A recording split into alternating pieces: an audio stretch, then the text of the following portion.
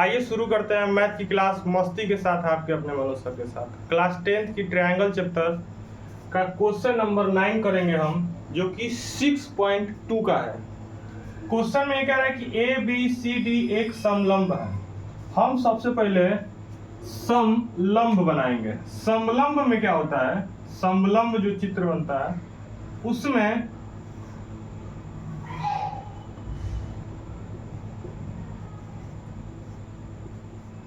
उसमें ये होता है कि ए बी जो होता है ये समांतर होती है डी सी में। सबसे बड़ी चीज ये है।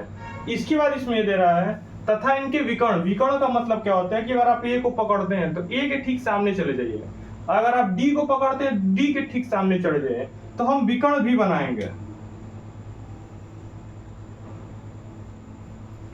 इसके विकर्ण परस्पर बिंदुओं पर प्रतिच्छेद करती है। जैसे ओ पर प्रतिच्छेद करने का मतलब यह होता है कि एक दूसरे को किसी एक बिंदु पर काटना। दर्शाइए कि यानी कि ज्ञात करना है हमको, यानी कि फिर दर्शाना है।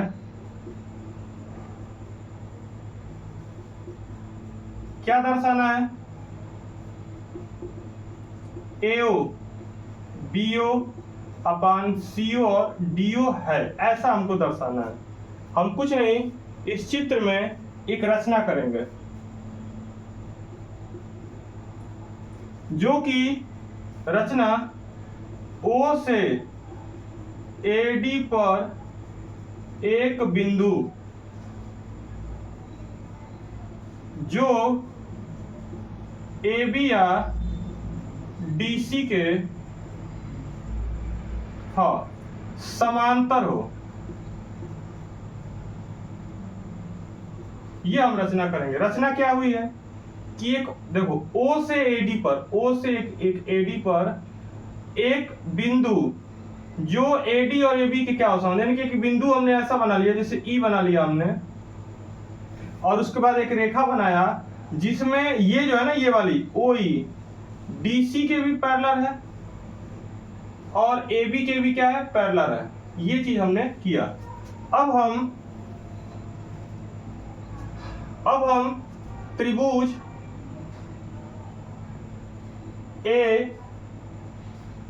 ADC की बात करेंगे, और त्रिभुज ADC को हम बना लेंगे तो सवाल और अच्छा हमको समझ में आएगा। जैसे ADC को अगर बनाना है तो A के बाद हम D पर जाएंगे, ए के बाद डी पर और डी के बाद सी पर। इसी तरह अगर हम इसमें ये देखें तो ये हमारा ओ और ई है, और हमने ये रचना में ये देखा है कि जो हमारा ओ ई है वो डी सी के क्या है, पैरेलल है।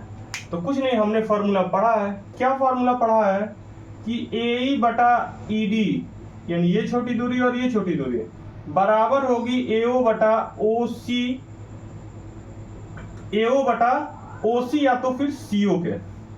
ठीक है। इसी तरह हम एक और त्रिभुज लेंगे, इसको समीकरण 1 बोलेंगे। अब हम एक और त्रिभुज लेंगे जो त्रिभुज का नाम होगा ए बी डी, और ए बी त्रिभुज को हम बना लेंगे।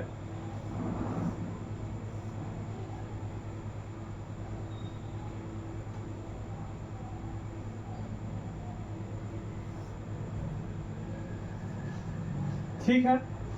और जैसे इसमें ए बी डी और ये चीज इसमें मिला हमको,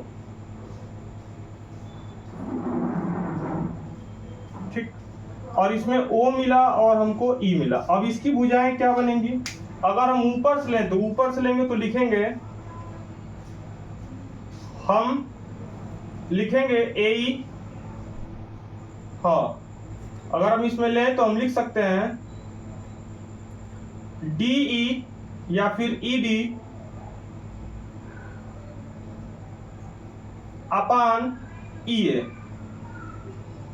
बराबर, यहां से यहां लिए फिर ये लिए, तो उसी तरह यहां से यहां लेंगे और फिर ये लेंगे, तो लिखेंगे हम DO और BO। हम इसमें थोड़ा सुधार करेंगे कि ये वाली चीज इसके बराबर हो जाती है, हमको ऊपर नीचे करना पड़ेगा। ऊपर नीचे जब करेंगे तो इसको ए ही लिखें या ए ही लिखें? तो इसको अगर ऊपर करें हम या करके लिखें तो ए ई बटा ई डी बराबर होगा बीओ बटा डीओ के, और ये समीकरण दूसरा है। इसी तरह समीकरण 1 और 2 से हमको ये प्राप्त हुआ कि एओ बटा सीओ बराबर होगा बीओ बटा डीओ के। हम इसमें थोड़ा परिवर्तन कर सकते हैं, बीओ को इधर भेज देंगे और सीओ बटा डीओ करेंगे, जो कि हमारा ये दर्शाया गया, ये सिद्ध हो गया। अब हम 10वां प्रश्न करेंगे जो कि पहले से ही लिख दिया गया है। ये क्वेश्चन नंबर 9 के क्वेश्चन से बिल्कुल मिलता जुलता है। कुछ नहीं, एक चतुर्भुज है।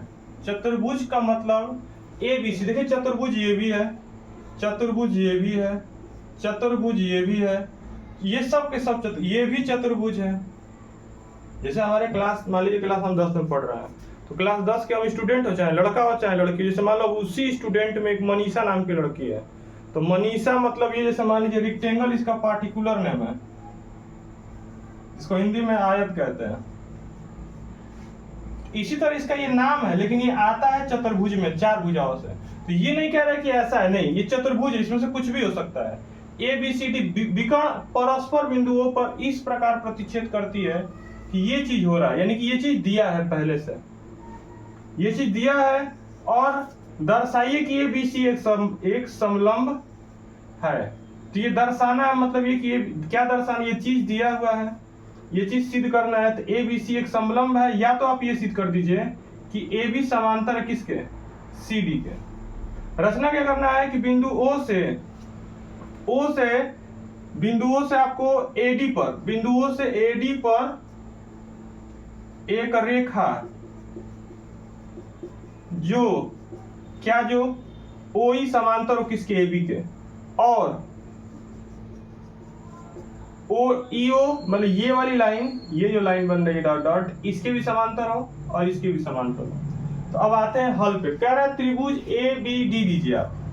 तो त्रिभुज अगर ए बी डी ले तो ये मिला हमको। अब इसमें क्या होगा, अगर ये समांतर है तो बताइए हमको ए ई बटा ई डी मिल सकता है, और बी ओ बटा डी, ये ओ डी, ये भी मिल सकता है। तो जो दिया है उसको समीकरण 1 बोल रहे हैं, और जो अभी इस त्रिभुज को सॉल्व किया उसको 2 बोल रहा है। अब हम क्या देखेंगे कि समीकरण 1 और समीकरण 2 से ये चीज जो हमारा है, समीकरण 1 और 2 से अभी देखा जाएगा, दिया है, क्या दिया है, देखो ये दिया है।